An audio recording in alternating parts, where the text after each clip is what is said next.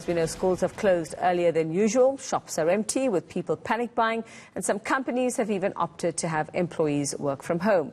All of this because of COVID-19. Well, Chief Solutions Officer at Law Trust, Mason Maheri, joining us via Skype to discuss the implications of working from home. Mason, a very good evening and thanks for your time. And as you can see, we're taking our own precautions here at ENCA, not asking you to come in, but doing all of our interviews via Skype, embracing technology. So thanks for your time as well. So we're talking about employees having to work remotely. It's been a discussion we've been having for just over a week now. What are the risks involved, though? What are you worried about? Well, I think the first thing is I'm living the story because I'm working from home right now. And as you can see, it's not actually that bad because the technology has really improved. In the video feed that you're probably seeing now, you'll see the background is slightly blurred. Technology really makes it possible that you can work from almost any environment at home, and that's an absolutely fantastic thing. I think the big thing to remember, though, is that while we are grappling with the virus and how we're going to deal with this and the impact on the finances in our business, the criminals are already taking advantage of the situation. We've heard of people going door to door pretending that they're doing health tests. That's old news already. But exactly the same vulnerability is creeping into companies because they're sending people home and it's a protocol that they've never tested before. So now people are working remotely. It is so easy to slip in a fraudulent email, for example, or to impersonate somebody because now people are not in the office anymore. So it's super important to embrace the technology because after COVID, we are going to carry on with this digitalization anyway. So it's such an important thing for companies to get right. But you need to make sure you have the real world trust in the information systems you're using.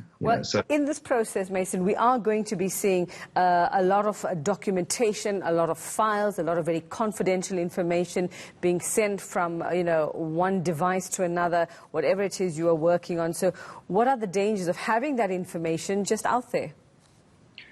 I think, again, well, maybe not surprisingly, the country has actually been quite proactive in this regard legislatively. So we've had the right legislation to allow companies to work electronically since 2002 when we got the ECT Act. Since 2012, our company, Law Trust, was appointed or accredited to actually do advanced electronic signatures. And what this legislation was about was to say there will be some providers that can provide the necessary security as well as the business solution. So basically what you have to do is to talk to somebody that's an expert in the space, get access to a system that will allow you to upload documents via typically a portal, allow your employees and customers to log on to the same portal, and they can digitally sign the documents or you can approve things with the utmost security and still have a very convenient working environment. So a quick example would be that prior to COVID, companies were already internationalizing, they're globalizing, they're doing their financial approvals via systems like these. So it definitely is available. You just need to actually look and talk to somebody that's already in the space, and you can literally be up and running in a day or two without any risk. A picture of a signature pasted into a Word document is not a digital signature. There's absolutely no security into that. If that was a signature, we would all have a copy of Donald Trump's signature and we'd be writing ourselves $1 million checks. So it absolutely isn't that. It's about maintaining identity. You've got to have strong authentication. You've got to have the right platform. And these platforms are there. They're commercially tested. You've just got to make contact. That's all. All right. So just simplify it for us then, Mason. I mean, how do we secure these documents? Just give us in the simplest form you can for people to understand how they can secure those documents and not make it possible for anybody to actually get important information out of them. Well, I think the first and the most important point is to understand that there is such a thing as a digital signature. And the second you apply a digital signature, then it actually secures the integrity of the document. So it binds your identity to it. There's some identity proofing that happens. It binds your identity and it binds your intention to sign to that document as well. Now, how this happens, very straightforward. The organization signs up for a signing account for their users, staff, suppliers.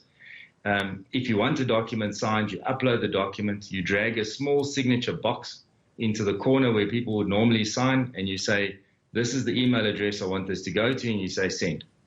On the receiving end, somebody would be called via email to come and look at the document. in order to log in, they would typically log in with a one-time password or some sort of security to make sure that it can only be them. And then once they've read the document, maybe filled in a field or two, they would click in the signature box and they would re-authenticate again, either with a password or the one-time password, or even with the biometrics on your phone. So it really is as simple as that. And you can extend the paperwork boundary that you used to have into the individual's homes and even across countries. So this kind of technology, tried, tested, legal, and it's helping South African companies to compete on an international scale. So it really is the time to look at it now. So Mason, as we know, working from home or working remotely can be very distracting when you're in an environment that's outside of work, where you can actually stay focused and everybody's sort of on the same page. Working from home, especially those with kids at home, can be very distracting. So mistakes can happen. You might not notice things. Criminals also are always one step ahead of us, it seems, these days. So how would you know? What are the telltale signs? What are the red flags that should go up if a document is, has been intercepted? How would you know that what you're receiving on the other end might have been tampered with? So let me give you a quick example of an email scam, something that happened in our own organization. So our URL is www.lawtrust.co.za. So criminals went and they registered a domain called www.lawtrust.co without the .za. And they started sending emails from the CEO of the company, supposedly, to some of the finance people so that they could trigger a payment. So that's the kind of thing that can happen in a pure email system with no checks and balances. The second you make use of one of the digital signature systems, which is a portal-based system, all the individuals that are going to have access to the system need to be ID-proof first. That means you have to show your identity. You need to be a proper registered user. So we're sure that there's a closed community.